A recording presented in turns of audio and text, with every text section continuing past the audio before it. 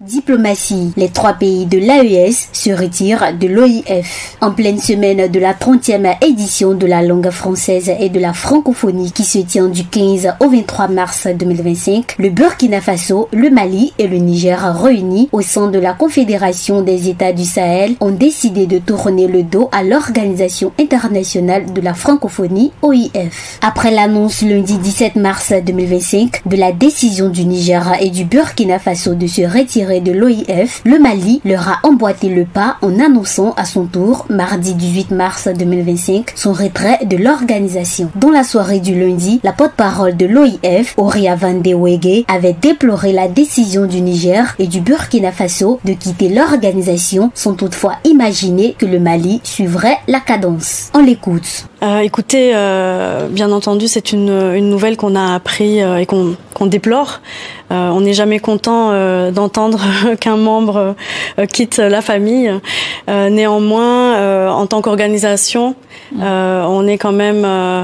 en tant qu'organisation, on est obligé de respecter la souveraineté des États et donc les choix que les États font qui concernent leurs priorités politiques. Donc on respecte. C'est une décision qu'on déplore mais qu'on respecte. À l'instar du Niger et du Burkina Faso, l'annonce de la rupture du Mali avec l'OIF s'est faite à travers une lettre du ministère des Affaires étrangères adressée aux autorités françaises indiquant que le Mali ne peut demeurer membre d'une organisation aux agissements incompatibles avec les principes constitutionnels fondés sur la souveraineté de l'État. Cette décision intervient dans un contexte de tensions politiques et diplomatiques entre les pays de l'Alliance des États du Sahel AES et l'ancienne puissance coloniale qu'est la France. Ces 3 pays, parmi les premiers membres de l'OIF créé à Niamey, au Niger en 1970, sont dirigés par des régimes militaires et ont rompu avec l'ancien allié français au nom du souverainisme. Ils ont affirmé dans un communiqué conjoint rendu public mardi soir que l'OIF, au lieu d'accompagner ces pays dans la réalisation des objectifs légitimes de leur peuple, s'est illustré par l'application sélective de sanctions sur la base de considérations géopolitiques et le mépris pour leur souveraineté, accusant ainsi l'organisation d'être un instrument politique téléguidé. L'OIF avait suspendu les 3 pays après les différents coups d'État qui y sont survenus. Leur retrait de l'Organisation internationale de la francophonie reflète leur volonté de se distancer des institutions internationales perçues comme proches des puissances occidentales et de réaffirmer leur souveraineté.